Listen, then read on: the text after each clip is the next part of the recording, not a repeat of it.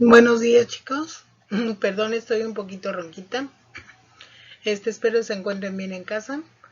Bueno, vamos a empezar a analizar los factores que inciden en la personalidad, que en este caso decíamos que la personalidad es un fenómeno biopsicosocial. Entonces vamos a ver estos tres factores. La personalidad se ve determinada por diversos factores que pueden ser de tipo biológico, psicológico, sociocultural y ambiental. No existe un solo tipo de personalidad, sino que hay varias que se desarrollan dependiendo de los factores que ejerzan una influencia considerable en cada persona. Entonces, nosotros nos vamos formando de manera diferente cada uno por nuestro temperamento, el cual heredamos, también por las influencias que vamos teniendo de nuestro entorno. Y pues aquí, como dice, depende de los factores que ejerzan influencia en ese momento en la vida de la persona. Bueno, aquí vemos los factores psicológicos, factores biológicos y factores sociales como los determinantes para este desarrollo de personalidad. Entonces, como factores psicológicos tenemos afrontamientos, psicopatologías, personalidad, conducta de enfermedad.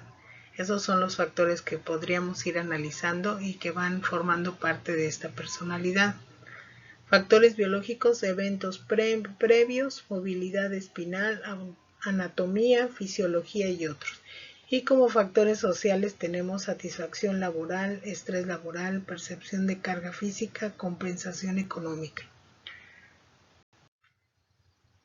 Los factores que determinan la personalidad están los biológicos y que nos dicen que existen ciertos rasgos de la personalidad que son heredados genéticamente y le llamamos a esto el temperamento, así como otros que son modelados biológicamente por la acción tanto de hormonas como de neurotransmisores. Entonces nosotros también formamos parte de una química. Nuestros neurotransmisores nos dan esa forma de ser. Si tenemos un exceso o una disminución en la producción de neurotransmisores, nuestra conducta va a variar.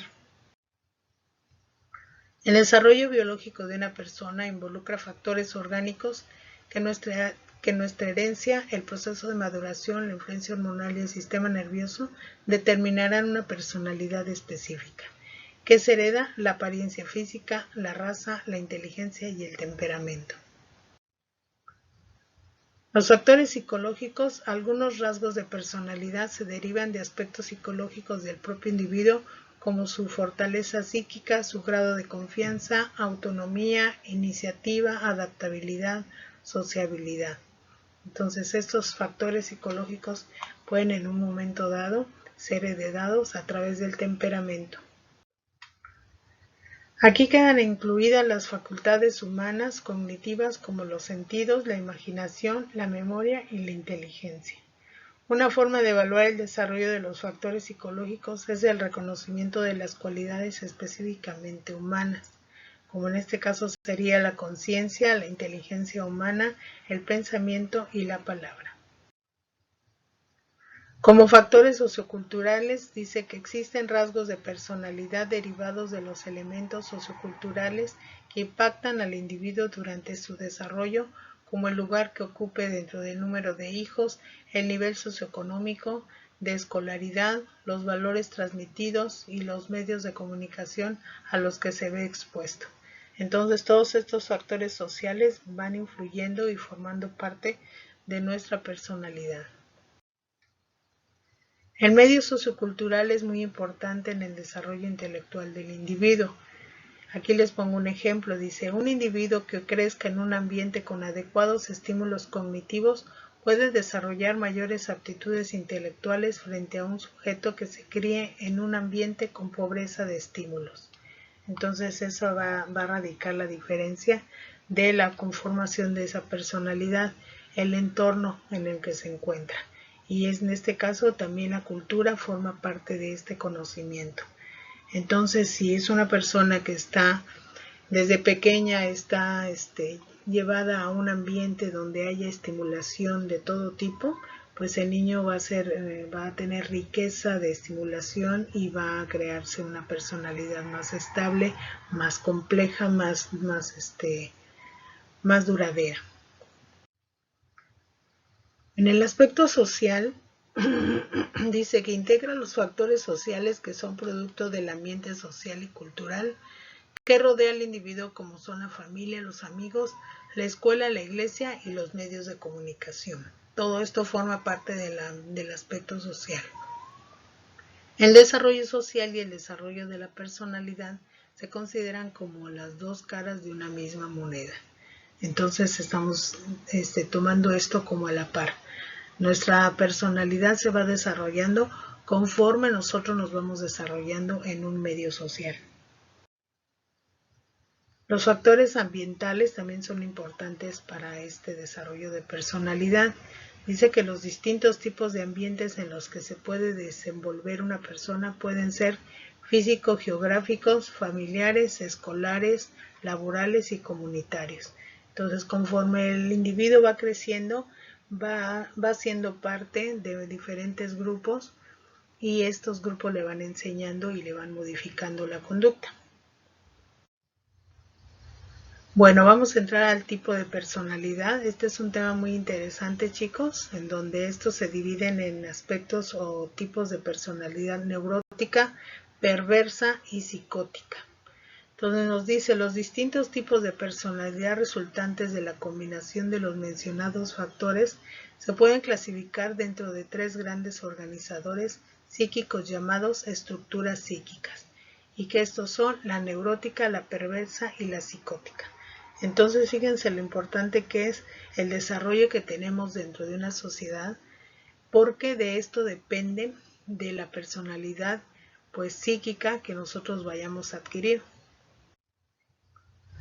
Psicoanálisis concibe la estructura psíquica como el particular modo en el que un sujeto organiza tanto las formas de percibir al mundo y de reaccionar ante él. Entonces, como estructura psíquica vamos a entender todo ese cúmulo de experiencias que nosotros tenemos y que lo va organizando cada persona de manera distinta y con el cual va interactuando en su mundo.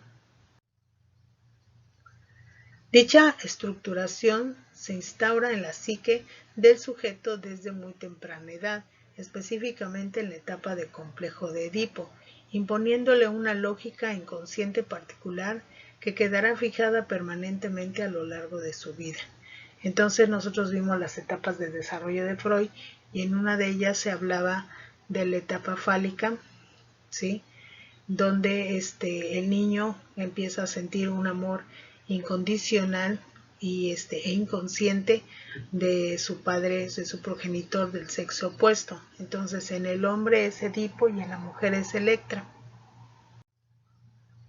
El mecanismo de defensa es otro factor importante que hay que considerar en esta estructura de la personalidad. Dice, el mecanismo de defensa que utilice el individuo en un momento de angustia o frustración determinará el tipo de estructura psíquica que se instaurará en él. Entonces nosotros tenemos cerca de 20 mecanismos de defensa y dependiendo cuál de ellos utilicemos es como nosotros nos vamos a ir conformando. En esta estructura psíquica, el mecanismo de defensa, en la estructura neurótica, dice, se opera, el mecanismo de defensa que se opera es la represión. La represión es el no querer dejar salir alguna situación que nos está causando molestia. Sujetos neuróticos se esforzarán por reprimir aquellos anhelos que les gustaría satisfacer que no serían bien vistos por la sociedad. Esa es la característica principal. Entonces, todo aquello que no sea bien visto por la sociedad, la persona lo va a reprimir y lo va a guardar. Un ejemplo aquí nos dice, una mujer con estructura neurótica podría acabar casada con un hombre muy mayor a ella, que no le agrada, a quien no ama, pero es millonario, solo porque sus padres esperan que lo haga para aumentar el prestigio de la familia.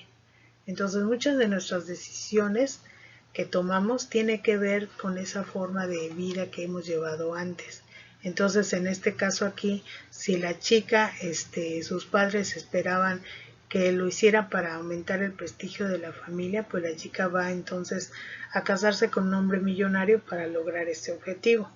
Entonces forma parte de una estructura neurótica. Estructura perversa. En esta estructura perversa el mecanismo de defensa que opera es la negación. Los sujetos continuamente negarán esa frustración primordial, es decir, sabrán que existe pero harán como que no hay. Entonces, situaciones traumáticas, situaciones de dolor que le cause a la persona, los van a negar. Entonces esta situación se va a ir quedando poco a poco y escondida. Un ejemplo, un hombre que sabe que existe un reglamento de tránsito vehicular que establece ciertos límites de velocidad y aún así él los excede sin experimentar arrepentimiento por romper la ley. ¿Sí? Entonces por eso es que le llamamos una estructura perversa, porque a pesar de que lo sabe, lo hace, ¿no? Lo manifiesta y no le importa ni se arrepiente.